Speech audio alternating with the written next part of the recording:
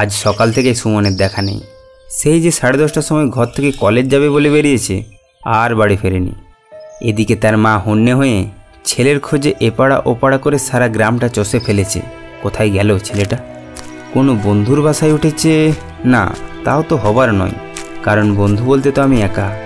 এ পাড়াতে যে কজন তার সঙ্গী আছে তাদেরকে তো সে খুব একটা পছন্দ করে না। আর সমস্যাটা সেখানে, ছেলেটা যাত্রার সাথে বন্ধুত্ব করতে পারে না।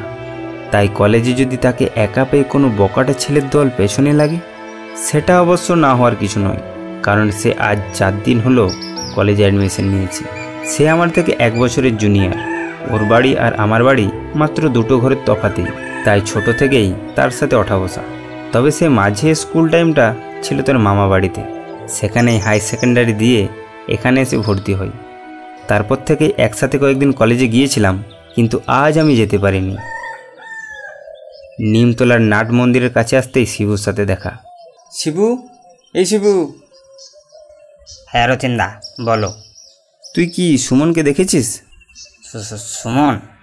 তো তোমাদের ওপাড়ার নতুন ছেলেটা? হ্যাঁ হ্যাঁ, দেখেছিস? না গো রচিন্দা। আসলে ওকে আজ সকাল থেকেই খুঁজে পাওয়া যাচ্ছে না। তাহলে সে কি এখনো ওখান থেকে ফেরেনি? কিছু বললি শিবু? না না, কিছু বলিনি তো। ঠিক আছে, আমি এখন দেখি, বুঝলি। কয়েক পা আসার পর হঠাৎ পেছন থেকে শিবু আবার ডেকে বলল, রথিন্দা, ওকে আমি পুরনো গার্লস হস্টেলের দিকে যেতে দেখেছি। এ কি বলছিস তুই? ওদিকে ওদিকে যে যায় সে তো আর...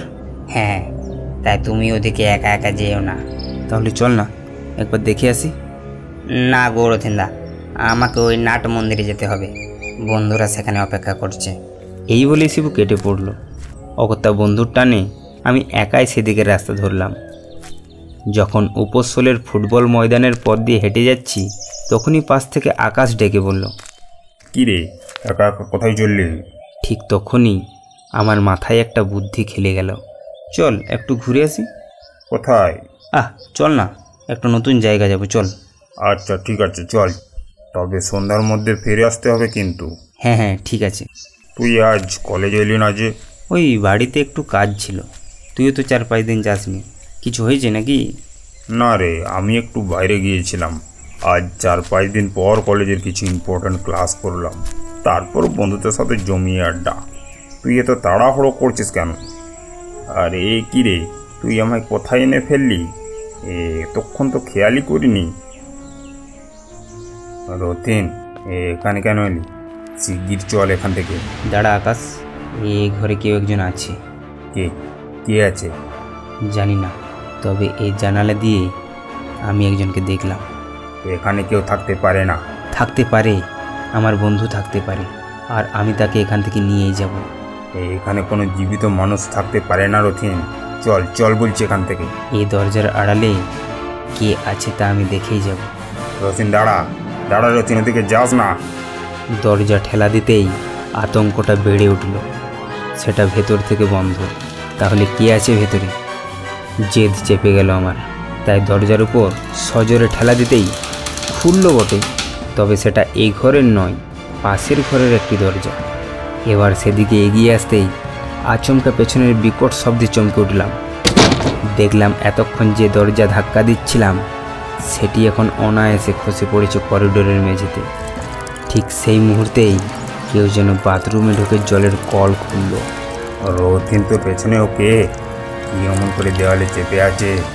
ঘুরে দেখলাম, হ্যাঁ, দেওয়ালের গায়ে টিকটিকির মতো ঘোরাফেরা করছে এক ছায়ামূর্তি। হঠাৎ সে যেন পাশের ঘরটিতে ঢুকে গেল। রথিন, ও ঘরে যাস না। তোর মনে নেই এই হস্টেলের মেয়েগুলো ওই ঘরেই পড়ে মরেছিল? তখন কেউ এখানে এসে তাদের বাঁচাতে পারেনি বলে এখন তারাও চায় না যে এখানে আর কেউ আসুক। আকাশ, চাইলে তুই যেতে পারিস, কিন্তু আমায় বাধা দিস না। তাহলে তুই থাক, আমি চললাম। পেছনে আকাশের হেঁটে যাওয়ার শব্দ শুনতে পেলাম। হঠাৎ সে শব্দ থেমে গিয়ে এক বিকট চিৎকার ভেসে এলো, যেন তাকে কেউ টেনে নিয়ে গেল পাশের ঘরে। তা অনুসরণ করে আমি ছুটে সেখানে এলাম। এসে দেখলাম এই ঘরের ভেতরের দরজার উপর থেকে নেমে এসেছে এক বিভৎস হাত। সে হাত দিয়ে খামচে ধরা আকাশের মুখ যেন টেনে উপরে নিয়ে যাচ্ছে। যখন পা পর্যন্ত তুলে নিয়ে গেছে, ঠিক তখনই মেঝেতে খসে পড়ল আকাশের কাটা মাথা। তারপর সে পায়ের ছটপট যেন স্থির হয়ে পড়ল। এবার আমি ভয়ে তাড়াতাড়ি সেই ঘর ছেড়ে বাইরে বেরিয়ে এলাম। নিজেকে খুব দোষী বলে মনে হলো। এক বন্ধুকে খুঁজতে এসে আরেক বন্ধুকে হারিয়ে ফেললাম। হঠাৎ এক চেনা শব্দে অবাক হলাম। রথিন দাঁড়া, আমি আসছি। আকাশ, তুই? তোকে ছেড়ে যেতে পারলাম না রে, তাই তোর অপেক্ষাতেই বাইরেই দাঁড়িয়েছিলাম। তাহলে আকাশের রূপে আমি কাকেও ঘরে ঝুলতে দেখলাম। সে যাই হোক, এবার বাড়ি যেতে হবে। যখন নিমতলার নাট মন্দিরে এসে পৌঁছেছি, সেখানেই আবার শিবুর সাথে দেখা। সে তখন বাড়ি ফিরছিল। এবার সে নিজেই এগিয়ে এসে বলল, রথিনদা, তখন ভয়ে কিছু বলতে পারলাম না। আসলে আজ কলেজে আকাশদা সুমনকে র্যাগিংয়ের নামে জোর করে ওই হস্টেলে পাঠিয়েছিল। এখন সুমনকে ফিরে পেয়েছো বলেই সাহস করে কথাটা বলতে পারলাম। তবে তুমি কিন্তু এ কথা আকাশদাকে বলতে যেও না যে আমি সব কথা তোমায় বলেছি। শিবু এ কি বলছে? কোথায় সুমন? তাকে তো খুঁজে পাইনি। এ তো আকাশের মুখের দিকে তাকিয়েই থমকে গেলাম। সত্যি তো, এ তো সুমন। তাহলে আবার আকাশ কোথায় গেল? এতক্ষণ তো আমার সাথে হেঁটে আসছিল। তাহলে কি ওই হস্টেলেই সুমন মারা গিয়ে তার আত্মা আকাশের দেহে বাসা বাঁধল? ধীরে রথিন, চল। আমার মা অনেকক্ষণ থেকে বাড়িতে অপেক্ষা করছে আমার জন্য।